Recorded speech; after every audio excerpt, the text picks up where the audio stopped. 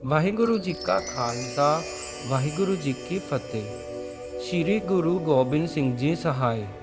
दस्खत पाए तीर से 1759 फग्गण 19। आगे साखी 74वीं चली। गुरु सच्चा पातशाह जगत गुरु पंथ का वाली सर्वशक्तिमान अंतरजामी आनंदपुर साहिब जी विखे संगत प्रति हुक्म किता है। हे सिखो, रात की जंग विखे सिंह लिखारी शहीद हुआ है। विवान पर बैठकर बैकुंठपुरी को गया है। अब भाई मनी सिंह को बुलाओ, लिखिया करे। उस समय एक सिख अतर सिंह नामी ने बेनती करके, हे गुरु सच्चे पातशाह जी, मेरे गृह विखे बेटा पैदा हुआ है जी। मैं तमाड़ करा डूम हेली पढ़दे है मुइया के नाम लेके। की हुक्म है जी। हुक्म होया, सिखा बेटा जन्मे का रोला बहुत होता है। तुसी चुप करके श्री गुरु ग्रंथ साहिब जी का पाठ करवाओ। मुइया का नाम बालक पास ना सुनाओ। अकाल पुरख जी आप ही बालक की रक्षा करेगा। जे तुसी तमान करोगे तुहाडे पासों एडी खुशी सहारी नहीं जानी। मत बालक दा विघन हो जावे। ये तो समझो वधाई को सुन के सोतन ना उजाड़ू। खबर है वड्डा हुआ कैसा निकलेगा।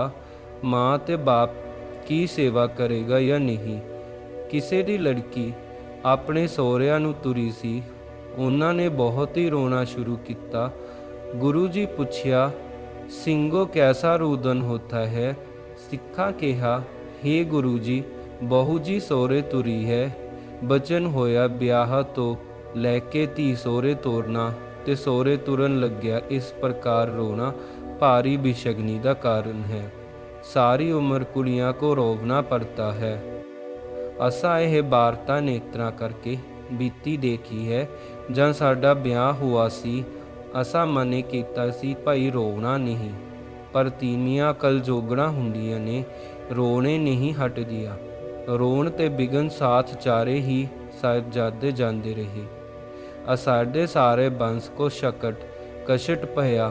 एक दूजे की खबर सूरत लैन जोगा कोई नहीं रहा। सिखो, तुसी शादी नूं हुलास की बजाय रोए करके फिर गम चिंता दुख नहीं पैदा करो। हुक्म मनोगे तो सुख पाओगे। एक सिख काल हुआ जुबा अवस्था सी उसदी। उसदे कुटुंबियां रोना मचा के बड़ा रोला पाई दिया। गुरु हुक्म कीता, भाई सिखो रोवो नहीं, परमेश्वर दा हुक्म फेरिया नहीं जांदा। काल पाई ब्रह्मा पप्पू तरा, काल पाई शिवजू अवतरा। जमनो मरना हुक्म है, पाने आवे जाई। हे सिखो, प्राणी को रोवना हर्षा नहीं। रोवने करके प्राणी दा लोक परलोक दोनों बिगड़ जाते हैं। तां ते ये भाई सिखो रोना मनाए। श्री गुरु नानक साहिब जी का हुक्म है, जिसको बस्त तिसे आगे राखे। प्रभु की आज्ञा माने मत है। जद परमेश्वर दी वस्तु है उसको दिते दा हर्क ना करो, और जे ओह लै लवे तो अफसोस ना करो। प्राणी दे पिछों रोवन करके प्राणी क्यों 84 भोगनी पड़ती है, पर जिगर का दुख होता है। शब्द कबीर मरता मरता जगमुआ, मरे पे ना जाए कोय। ऐसी मरनी जो मरे बहुरे न मरना होए। 3 रोज रोवने से गुफर निकल जाता है। उसके बाद रोवने से जमदूत जींदिया जी का ख्याल नहीं छड़ते। जिस वक्त तीमियां रोना शुरू कर दियां हन, जमराज सुन के प्रसन्न होंदे हन और फिर उत्थे बसेरा करते हैं। दूरों ही सुन के आ जाते हैं। जैसे पशु मरे नूं देख के इल्ला दूरों दूरों आ जांदियां हन। सिखा कहा है, गुरु जी सानू जमदूत अखी दिखाओ जी। ता सच्चे पातशाह शब्द उचारिया, बाजीगर डंग बजाई, सब खलक तमाशे आई। रोण दे समय घर दे बन्ने अते बनेरे अर सारे घर दे चुफेरे बैठे जमदूत लगे दिखाई देण तां लोग बहुत भै ते खौफ खादा ते आण चरनी पए। गुरु जी अज सानू रख लो जी, ਅਸੀਂ ਫੇਰ ਕਦੀ ਵੀ ਪ੍ਰਾਣੀ ਕਿਉਂ ਨਹੀਂ ਰੋਵਾਂਗੇ। ਸਿੱਖਾਂ ਰਲ ਕੇ ਸਲਾਹ ਕੀਤੀ, ਤੀਮੀਆਂ ਨੂੰ ਆਏ ਕੇ ਕਿਹਾ, ਪਿੱਛੇ ਜੋ ਹੋਇਆ ਸੋ ਹੋਇਆ, ਅੱਗੇ ਨੂੰ ਨਹੀਂ ਰੋਵਣਾ, ਗੁਰੂ ਜੀ ਦਾ ਹੁਕਮ ਮੰਨਣਾ। ਆਗੇ ਸਾਖੀ 75ਵੀਂ ਚੱਲੀ। ਗੁਰੂ ਕਲਗੀਧਰ ਦਰਬਾਰ ਲਗਾਏ ਕਰਕੇ ਤਖਤ ਸ੍ਰੀ ਅਨੰਦਪੁਰ ਜੀ ਸਾਹਿਬ ਵਿਖੇ ਵਿਰਾਜਮਾਨ ਹੋਏ। ਸੰਗਤ ਨੇ ਪ੍ਰਾਰਥਨਾ ਕਰੀ, ਹੇ ਗੁਰੂ ਘਟ ਘਟ ਦੇ ਮਾਲਕ, ਦਿਲਾਂ ਦਾ ਸੋਢੀ ਪਾਤਸ਼ਾਹ ਜੀ, ਸਾਨੂੰ ਸ਼੍ਰੀ ਗੁਰੂ ਅਰਜਨ ਸਾਹਿਬ ਜੀ ਕੇ ਪੂਰਬਲੇ ਅਵਤਾਰ की कथा ਸੁਣਾਓ। ਜੀ ਉਹਨਾਂ ਨੇ ਇਸ ਸੰਸਾਰ ਵਿਖੇ ਬੜਾ ਉਪਕਾਰ ਕੀਤਾ ਹੈ। ਸ਼੍ਰੀ ਗੁਰੂ ਗ੍ਰੰਥ ਸਾਹਿਬ ਜੀ ਸਥਾਪਨ ਕਰਕੇ त्रिप्रसादी कबित कंतु संकेत है कि चेतना का उच्चार कियो, कंतु अचिंत हुई के सोवत अचेत हो, कंतु भिखारी हुई के मांगत फिरत पीख को, महादानी हुई के मांग्यो तन देत हो। कहु महाराजन को दीजत आनंद दान, कहु महाराजन ते छीन छित लेत हो। कहु बेद रीत कहो ता से ओ बृप्त कहो, त्रिघन अतीत कहूँ सरगन समेत हो। बचन हुआ कृष्ण भगवान जी दियाँ राणियाँ गोपियाँ पिछले जन्म दियाँ भगतनियाँ हन। उन्हां दी प्रसन्नता वास्ते कृष्ण जी कोई त्याग विराग नहीं सी कीता। एक दिन अर्जुन पांडव ने पूछया सी, तुसी लोकां नूं उपदेश करदे हो और आप भजन तप नहीं करदे हो, इन्हां भोगां दा प्रायश्चित किस प्रकार लहेगा। ਤਾਂ कृष्ण भगवान जी बोले, हे अर्जुन, तू मेरा सखा परम मित्र है। कलयुग विखे तेरा नाम तेरे जैसा रूप धार के मदर देश विखे श्री अमृतसर नाम तीर्थ प्रगट करेगा, वहाँ ही बैठकर पत्ती तप करांगे, शुभ बाणी का उच्चार करके अपने स्वरूप का ध्यान करांगे।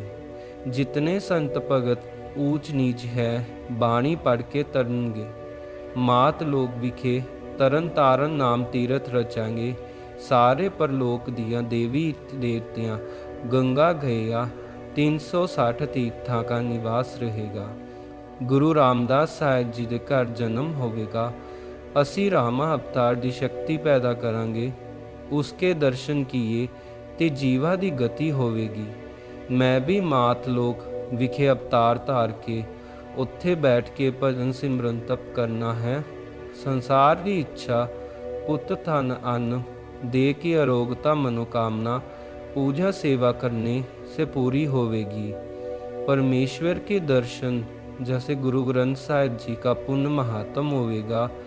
जे कोई दान पुण्य करेगा तिल का मन होए मिलेगा। मात लोक विखे राज भाग उसका फलेगा। जो कोई प्रीत संयुक्त की गुरु जी की भक्ति और संगत का दर्शन और सेवा पुण्य श्री गुरु ग्रंथ साहिब का नित्य प्रति दर्शन करेगा और आज्ञा लेकर पीछे सर्व कार्य हर एक प्रकार का करेगा। जपजी पाठ करने से सर्व प्राणियों को सदगति की प्राप्ति होवेगी। जैसे पुष्प के विमान विच लोका थों सारी सेना अयोध्या को ले गए सी। पौन के बेग साथ ही आन पहुंचा सी। अयोध्या में श्री राम जी सेना को वर दिया सी, तुसी देवते हो जाओ। मनुख दे तार के जलयुग बिच श्री अमृतसर जी का दर्शन करके गुरु नानक जी के सिख हो की भजन में अपने निज स्वरूप में प्राप्त होवोगे। संगत पूछया, गुरु जी विवान केडा कसी। भजन हुआ उसमें शक्ति सी, ज्यों ज्यों आदमी बैठते सी त्यों त्यों बढ़ता सी। भविष्य दी माँ को देवतियां दाज विखे दिया सी। गुरु की बाणी विखे एडी कला है। भजन हुआ तोलू धर्मो दया का पुत्तू, संतोख थापे रखिया जिने सुतू। हे सिखो, इतनी शक्ति अपर अपार श्री गुरु ग्रंथ साहिब विखे है। सतगुर सच्ची बचन सुनाए, गुरपुर भाग ही नहीं जाए। परम पवित्र गुरु का धाम, कर स्नान जपो जो नाम। एक चुल्ली भर पीवै कोई, जीवन मुक्त सो सहजे होई। ਲਾਂਗਰੀਆ ਅਰਦਾਸ ਕਰੀ ਜੀ ਮਹਾਰਾਜ ਗੁਰੂ ਜੀ ਲੰਗਰ ਤਿਆਰ ਹੈ ਜੀ। ਬਚਨ ਹੁਆ ਜਪਜੀ ਸਾਹਿਬ ਪੜ੍ਹ ਕੇ ਅਰਦਾਸਾ ਸੋਧ ਕਰ ਲੰਗਰ ਵਰਤਾਉਣ ਲਈ ਤਿਆਰ ਹੋ ਗਏ। ਅਪਾਰ ਸੰਗਤਾਂ ਦੀਆਂ ਪੰਗਤਾਂ ਲੱਗ ਗਈਆਂ। ਅਤੂਟ ਭੰਡਾਰਾ ਵਰਤਿਆ।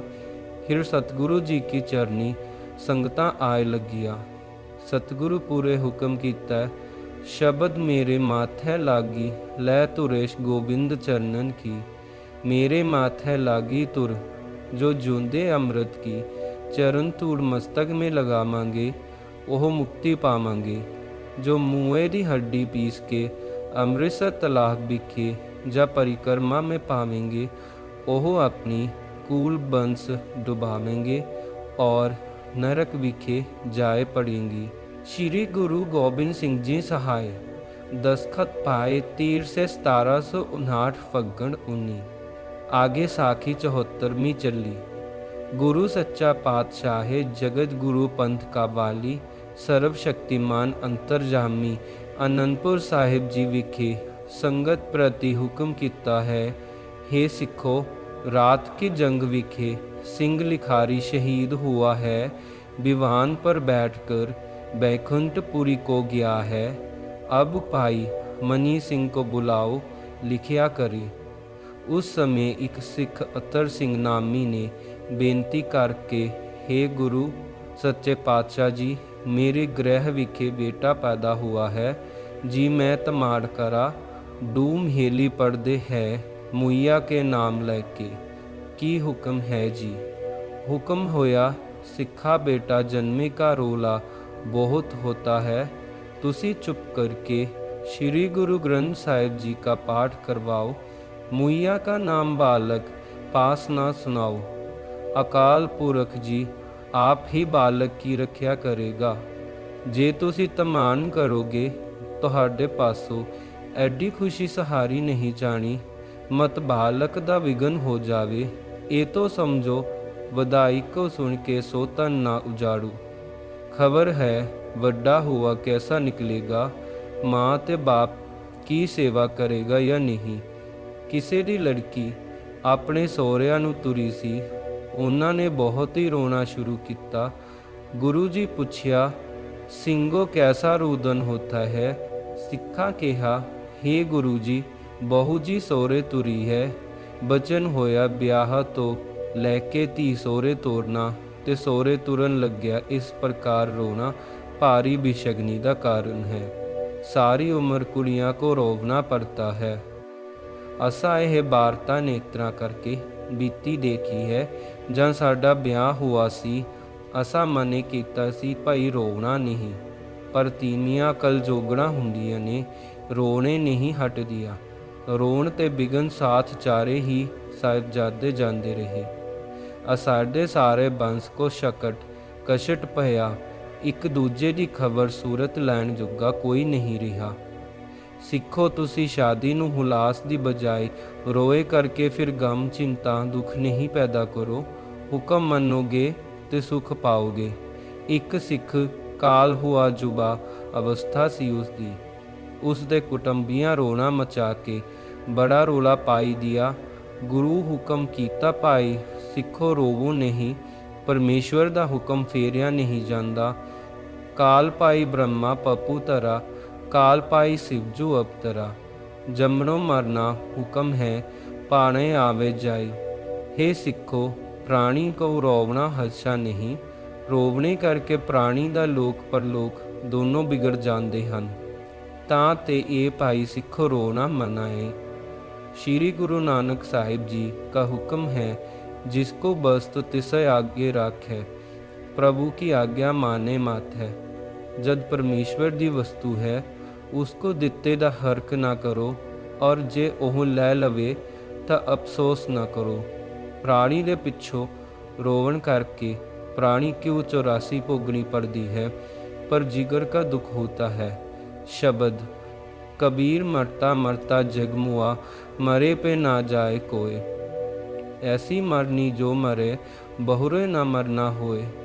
3 रोज रोवने से गुफर निकल जाता है, उसके बाद रोवने से ਜਮਦੂਤ ਜੀਂਦਿਆਂ ਜੀ ਦਾ ਖਿਆਲ ਨਹੀਂ ਛੱਡਦੇ। ਜਿਸ ਵਕਤ ਤੀਵੀਆਂ ਰੋਣਾ ਸ਼ੁਰੂ ਕਰਦੀਆਂ ਹਨ, ਜਮਰਾਜ ਸੁਣ ਕੇ ਪ੍ਰਸੰਨ ਹੁੰਦੇ ਹਨ ਔਰ ਫਿਰ ਉੱਥੇ ਬਸੇਰਾ ਕਰਦੇ ਹੈ। ਦੂਰੋਂ ਹੀ ਸੁਣ ਕੇ ਆ ਜਾਂਦੇ ਹਨ, ਜੈਸੇ ਪਸ਼ੂ ਮਰੇ ਨੂੰ ਦੇਖ ਕੇ ਇੱਲਾਂ ਦੂਰੋਂ ਦੂਰੋਂ ਆ ਜਾਂਦੀਆਂ ਹਨ। ਸਿੱਖਾਂ ਕਿਹਾ ਹੈ, ਗੁਰੂ ਜੀ ਸਾਨੂੰ ਜਮਦੂਤ ਅੱਖੀ ਦਿਖਾਓ ਜੀ। ਤਾਂ ਸੱਚੇ ਪਾਤਸ਼ਾਹ ਸ਼ਬਦ ਉਚਾਰਿਆ, ਬਾਜ਼ੀਗਰ ਡੰਗ ਬਜਾਈ, ਸਭ ਖਲਕ ਤਮਾਸੇ ਆਈ। ਰੋਣ ਦੇ ਸਮੇਂ ਘਰ ਦੇ ਬੰਨੇ ਅਤੇ ਬਨੇਰੇ ਔਰ ਸਾਰੇ ਘਰ ਦੇ ਚੁਫੇਰੇ ਬੈਠੇ ਜਮਦੂਤ ਲੱਗੇ ਦਿਖਾਈ ਦੇਣ ਤਾਂ ਲੋਕ ਬਹੁਤ ਭੈ ਤੇ ਖੌਫ ਖਾਦਾ ਤੇ ਆਣ ਚਰਨੀ ਪਏ। ਗੁਰੂ ਜੀ ਅੱਜ ਸਾਨੂੰ ਰੱਖ ਲਓ ਜੀ, ਅਸੀਂ ਫੇਰ ਕਦੀ ਵੀ ਪ੍ਰਾਣੀ ਕਿਉਂ ਨਹੀਂ ਰੋਵਾਂਗੇ। ਸਿੱਖਾਂ ਰਲ ਕੇ ਸਲਾਹ ਕੀਤੀ, ਤੀਵੀਆਂ ਨੂੰ ਆਇ ਕੇ ਕਿਹਾ, ਪਿੱਛੇ ਜੋ ਹੋਇਆ ਸੋ ਹੋਇਆ, ਅੱਗੇ ਨੂੰ ਨਹੀਂ ਰੋਵਣਾ, ਗੁਰੂ ਜੀ ਦਾ ਹੁਕਮ ਮੰਨਣਾ। ਆਗੇ ਸਾਖੀ 75ਵੀਂ ਚੱਲੀ। ਗੁਰੂ ਕਲਗੀਧਰ ਦਰਬਾਰ ਲਗਾਏ ਕਰਕੇ ਤਖਤ ਸ੍ਰੀ ਆਨੰਦਪੁਰ ਜੀ ਸਾਹਿਬ ਵਿਖੇ ਵਿਰਾਜਮਾਨ ਹੋਏ। ਸੰਗਤ ਨੇ ਪ੍ਰਾਰਥਨਾ ਕਰੀ, ਹੇ ਗੁਰੂ ਘਟ ਘਟ ਦੇ ਮਾਲਕ, ਦਿਲਾਂ ਦਾ ਸੋਢੀ ਪਾਤਸ਼ਾਹ ਜੀ, ਸਾਨੂੰ ਸ਼੍ਰੀ ਗੁਰੂ ਅਰਜਨ ਸਾਹਿਬ ਜੀ ਕੇ ਪੂਰਬਲੇ ਅਵਤਾਰ ਕੀ ਕਥਾ ਸੁਣਾਓ ਜੀ। ਉਹਨਾਂ ਨੇ ਇਸ ਸੰਸਾਰ ਵਿਖੇ ਬੜਾ ਉਪਕਾਰ ਕੀਤਾ ਹੈ। ਸ਼੍ਰੀ ਗੁਰੂ ਗ੍ਰੰਥ ਸਾਹਿਬ ਜੀ ਸਥਾਪਨ ਕਰਕੇ त्रिप्रसादी कबित कंतु संकेत है कि चेतना का उचार कियो, कंतु अचिंत हुई के सोवत अचेत हो, कंतु भिखारी हुई के मांगत फिरत पीख को, महादानी हुई के मांग्यो तन देत हो। कहु महाराजन को दीजत आनंद दान, कहु महाराजन ते छीन छित लेत हो। कहु वेद रीत कहो, तासे ओ बृप्त कहो, त्रिघन अतीत कहो सरगन समेत हो। बचन हुआ कृष्ण भगवान जी दियाँ राणियाँ गोपियाँ पिछले जन्म दियाँ भगतनियाँ ਹਨ। ਉਹਨਾਂ ਦੀ ਪ੍ਰਸੰਨਤਾ ਵਾਸਤੇ ਕ੍ਰਿਸ਼ਨ ਜੀ ਕੋਈ ਤਿਆਗ ਵਿਰਾਗ ਨਹੀਂ ਸੀ ਕੀਤਾ। ਇੱਕ ਦਿਨ ਅਰਜਨ ਪਾਂਡਵ ਨੇ ਪੁੱਛਿਆ ਸੀ, ਤੁਸੀਂ ਲੋਕਾਂ ਨੂੰ ਉਪਦੇਸ਼ ਕਰਦੇ ਹੋ ਔਰ ਆਪ ਭਜਨ ਤਪ ਨਹੀਂ ਕਰਦੇ ਹੋ, ਇਹਨਾਂ ਭੋਗਾਂ ਦਾ ਪ੍ਰਾਸ਼ਚਿਤ ਕਿਸ ਪ੍ਰਕਾਰ ਲਹੇਗਾ। ਤਾਂ ਕ੍ਰਿਸ਼ਨ ਭਗਵਾਨ ਜੀ ਬੋਲੇ, हे अर्जुन, तू मेरा सखा परम मित्र है। कलयुग विखे तेरा नाम तेरे जैसा रूप धार के मदर देश विखे श्री अमृतसर नाम तीर्थ प्रगट करेगा, उहाँ ही बैठ कर पत्ती तप करांगे। शुभ बाणी का उच्चार करके अपने स्वरूप का ध्यान करांगे। जितने संत भगत ऊंच नीच है, बाणी पढ़ के तरनगे। मात लोक विखे तरन तारन नाम तीरथ रचांगे। सारे परलोक दियाँ देवी देवतियाँ गंगा गया 360 तीर्थां का निवास रहेगा। गुरु रामदास साहिब जी के घर जन्म होवेगा। असी रामा अवतार की शक्ति पैदा करांगे। उसके दर्शन किए ते जीवा की गति होवेगी। मैं भी मात लोक विखे अवतार धार के उत्थे बैठ के भजन सिमरन तप करना है। संसार की इच्छा पुत धन अन्न दे की अरोगता मनोकामना पूजा सेवा करने से पूरी होवेगी। परमेश्वर के दर्शन जैसे गुरु ग्रंथ साहिब जी का पुण्य महात्म होवेगा। जे कोई दान पुण्य करेगा, तिल का मन होए मिलेगा। मात लोक विखे राज भाग उसका फलेगा। जो कोई प्रीत संयुक्त की गुरु जी की भक्ति और संगत का दर्शन और सेवा पुण्य श्री गुरु ग्रंथ साहिब का नित्य प्रति दर्शन करेगा और आज्ञा लेकर पीछे सर्व कार्य हर एक प्रकार का करेगा। जपजी पाठ करन से सर्व प्राणियों को सदगति की प्राप्ति होवेगी।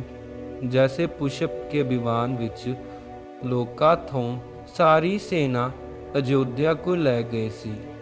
पौन के बेग साथ ही आन पहुंचा सी।